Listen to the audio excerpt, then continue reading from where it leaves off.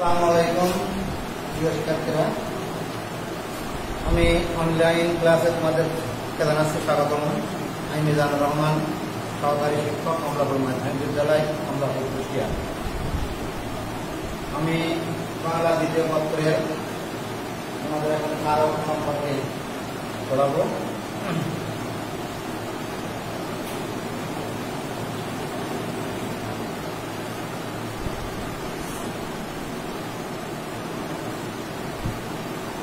প্রথমে জানা দরকার কারকের অর্থ।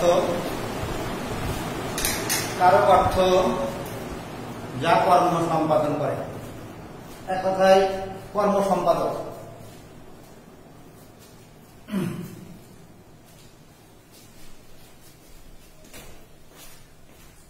কারক সাধারণত 6 প্রকার: কর্তৃকারক, কর্মকারক, করণকারক, অবদানকারক, সম্প্রদানকারক, অধিকরণকারক। আমরা এর আগেই কারকের সংজ্ঞাটা জানা দরকার। বাক্যস্থিত ক্রিয়াপদের সঙ্গে নামপদের যে সম্পর্ক, তাকে কারক বলে। কারকের বিভক্তি সম্পর্কে আগেই ক্লাসে তোমাদের জানানো হয়েছে। বাক্যস্থিত একটি শব্দ আরেকটি শব্দের সঙ্গে অন্যায় সাধনের জন্য যে বর্ণ ব্যবহৃত হয়, সেটাই বিভক্তি। সেইভাবে বিভক্তি সম্পর্কে আলোচনা করব না। কারক 6 প্রকার: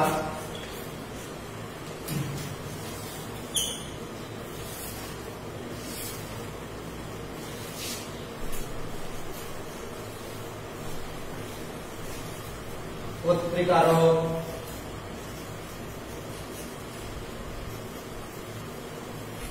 কর্মকারক,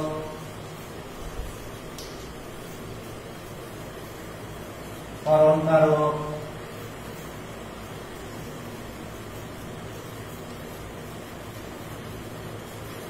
সম্প্রদানকারক,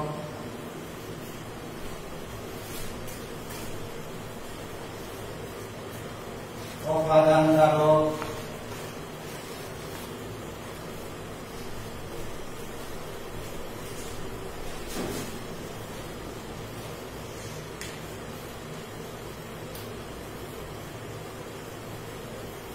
অধিকরণকারক। এই 6 প্রকার কারক। এর প্রথমে আমরা কর্তৃকারক সম্পর্কে একটু বিস্তারিত জানব।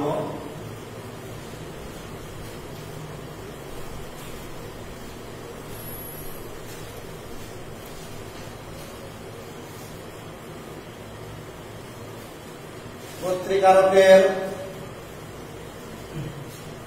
সংজ্ঞায় বাক্যস্থিত ক্রিয়াপদের সঙ্গে বিশেষ্য বিশেষণের বিশেষ্য সর্বনামের যে সম্পর্ক সৃষ্টি হয়, তাকে কর্তৃকারক বলে। কর্তৃকারক 4 প্রকার: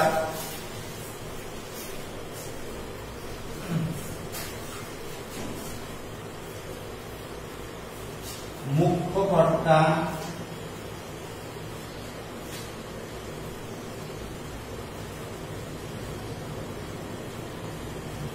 প্রযোজক কর্তা,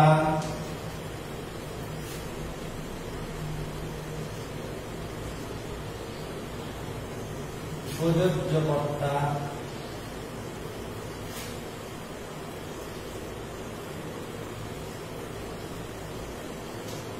ব্যতিহার কর্তা।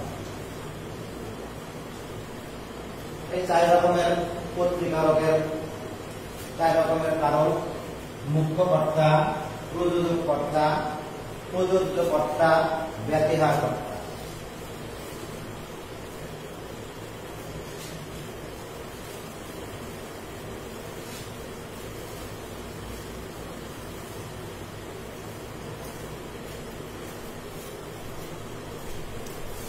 মুখ্য কর্তা বলতে আমরা বুঝি যে কর্তা নিজে নিজেই কর্ম সম্পাদন করে, সেই মুখ্য কর্তা। যেমন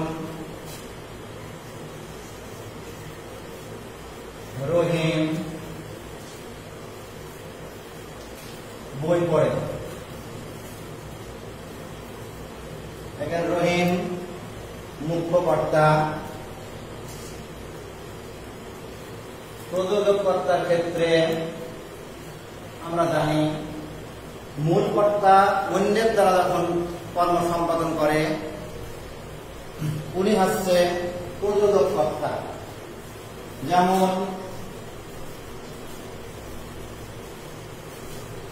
মা শিশুকে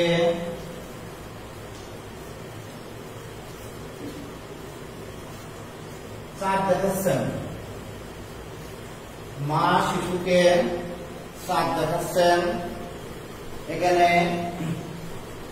মা হচ্ছে প্রযোজক, অন্যের দ্বারা কর্ম সম্পাদন করছে। দেখাচ্ছে শিশুকে, মা শিশুকে চাঁদ দেখাচ্ছেন, এখানে মা প্রযোজক কর্তা। এমনি ভাবে প্রযোজ্য কর্তা সম্পর্কে বলতে গেলে প্রযোজ্য কর্তা যার দ্বারা কর্ম সম্পাদন হয়, মূল কর্তা বাদে যার দ্বারা কর্ম সম্পাদন হয় সেই হচ্ছে প্রযোজ্য কর্তা। একই সেন্টেন্সে যদি আমরা দেখতে চাই মা শিশুকে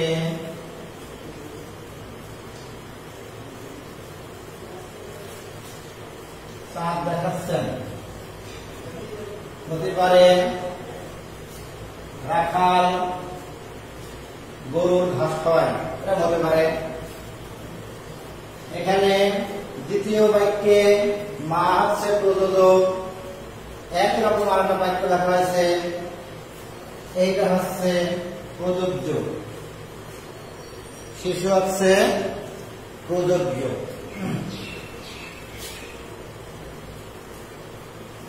শেষে আছে ব্যতিহার কর্তা। ব্যতিহার কর্তা বলতে আমরা বুঝি দুইটি কর্তা একই কার্য সম্পাদন করে, দুইটি কর্তা একই কার্য সম্পাদন করে, সেটা হচ্ছে ব্যতিহার কর্তা। যেমন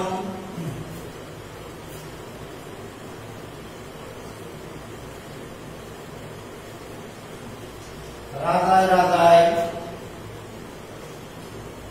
যুদ্ধ,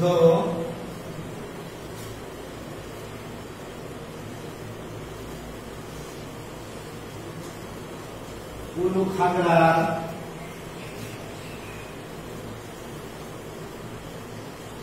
প্রাণান্ত।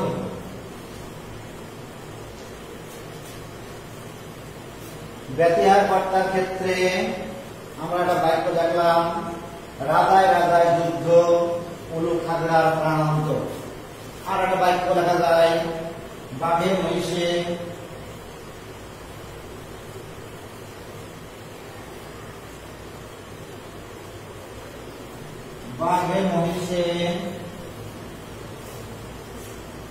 এক ঘাটে